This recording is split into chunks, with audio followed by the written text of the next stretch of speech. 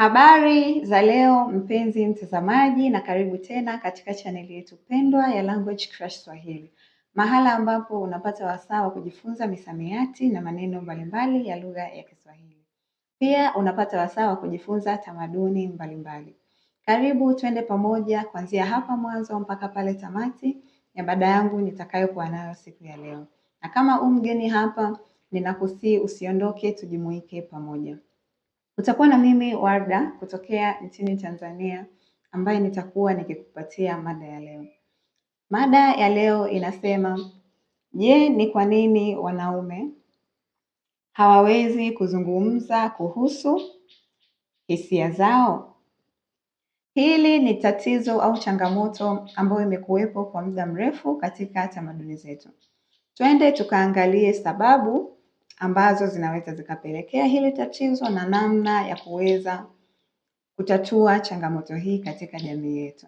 Karibu twende pamoja.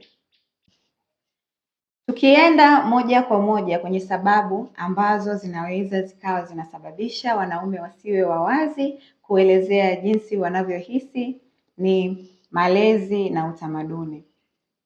Tumekuwa katika familia nyingi ambavyo tunaona wanaume wakiambiwa kwamba kulia au kuelezea hisia zao ni udhaifu. Hivyo wanashindwa kuwa wawazi pale wanapopata matatizo. Familia nyingi wanaume wamekuwa wakiambiwa kwamba wanatakiwa wawe viongozi wa familia. Hivyo hawatakiwi kuonyesha udhaifu au kuonyesha hisia kali za maumivu au huzuni. Kwa hivyo wanaume wengi wamekuwa wakijua kwamba hali ya kuonyesha huzuni na kujielezea namna wanavyohisi, hasa hali ya kujisikia vibaya, ni kujionyesha udhaifu. Na kwa upande mwingine, wanawake wamekuzwa wakionyeshwa kwamba wenyewe ni watu wa hisia, hivyo wanaweza kujielezea vile wanavyohisi, na hii ninahisi ndio kitu kinachoweza kuleta utofauti mkubwa kati ya wanawake na wanaume katika kujielezea hisia zao. Sababu nyingine inayopelekea wanaume kushindwa kuwa wawazi kuzungumza jinsi wanavyojisikia ni hofu ya kuhukumiwa. Kama tunavyojua, wanaume wengi hawawezi kuonyesha hali ya kulia au kujisikia huzuni kwa vile wanaweza kuonekana kama sio wanaume kamili. Hivyo kuna maneno kwenye jamii zetu yamekuwepo kama kumuita mwanaume mama au ana umama pale anavyoweza kufanya mambo ambayo yanamfanya aonekane ni dhaifu. Hivyo wanaume wengi wameshindwa kuonekana dhaifu, wanajitahidi wasionekane dhaifu kwa kutozungumza mambo yao hadharani kwa uwazi.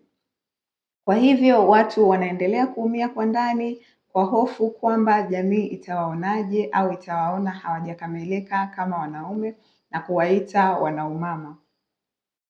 Sababu nyingine ambayo inapelekea wanaume kutokuwa wawazi kuzungumzia hisia zao ni kukosa sehemu salama.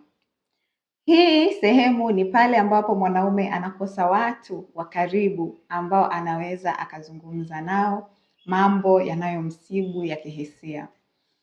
Kama tunavyojua, wanaume wengi wakikaa pamoja wanazungumza kuhusu kazi au wanazungumza kuhusu pesa au wanazungumza kuhusu mambo kama ya mpira.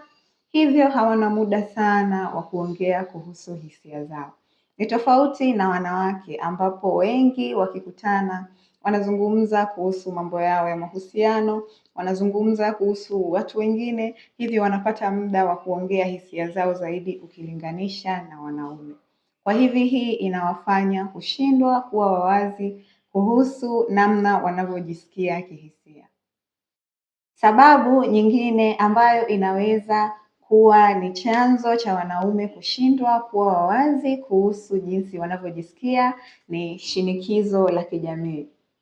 Hili ni shinikizo ambalo jamii imeshaweka matarajio fulani kwa wanaume ambao wenyewe wanatarajiwa hawatakiwi kuonekana wanalia, hawatakiwi kuonekana ni dhaifu, hawatakiwi kuonekana wameyumba, na pia ni watatuzi wa matatizo na ni wasikilizaji namba moja.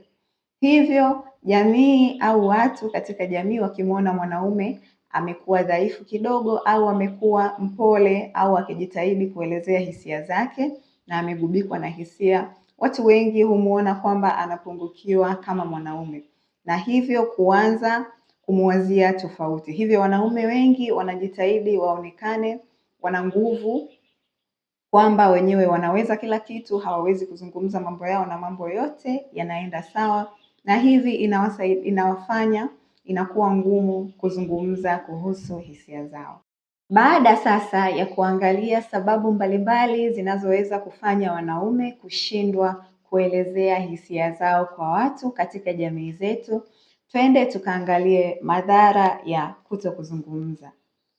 Madhara ya kutokuzungumza hisia za wanaume wengi hupelekea kupata msongo wa mawazo au kupata hasira za ndani au kukosa ufanisi katika jamii.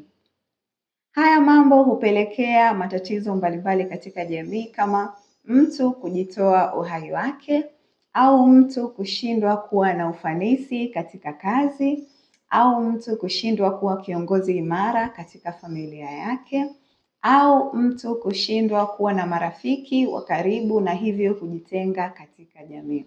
Ni matatizo mengi sana kati ya haya machache niliyoyasema, na hivyo hili swala la kutokuzungumza hisia linapelekea wanaume wengi kupata changamoto mbalimbali za kimaisha na kijamii.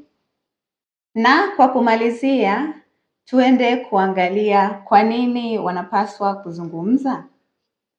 Hili ni jambo ambalo limekuwepo pia. Wanaume wanatakiwa kupaswa kuzungumza namna wanavyojisikia. Haionyeshi udhaifu wala haipunguzi wanaume kama utaongea namna unavyojisikia kwa wale watu ambao unawaamini, ambao ni wakaribu kwako. Na hiyo inasaidia pia kupata ushauri au kupata nafasi salama ya kuzungumza. Pia inaweza kuongeza ukaribu na watu na pia inaweza kuondoa msongo wa mawazo. Hivyo wanaume wanashauriwa hapa na pale kuzungumza namna wanavyojisikia kwa watu wale wanaowapenda na kuwaamini, ili kuondoa madhara ya kukaa na hisia na misongo ya mawazo inayowasibu. Na kwa kufika hapo, tutakuwa tumefika mwisho wa somo letu la leo na mada tuliyokuwa nayo siku ya leo. Nasema asante kwa sababu umejumuika na mimi kuanzia pale mwanzo mpaka hapa tamati ya kipindi chetu cha leo. Ninakukaribisha tena uweze kujumuika na sisi katika vipindi vingi vinavyofuata katika chaneli yetu ya Language Crush Swahili. Usisahau kulike, kucomment na kusubscribe ili tuweze kujua ni nini mawazo yako kuhusu mada tuliyokuwa nayo siku ya leo. Karibu na uwe na siku njema. Kwaheri.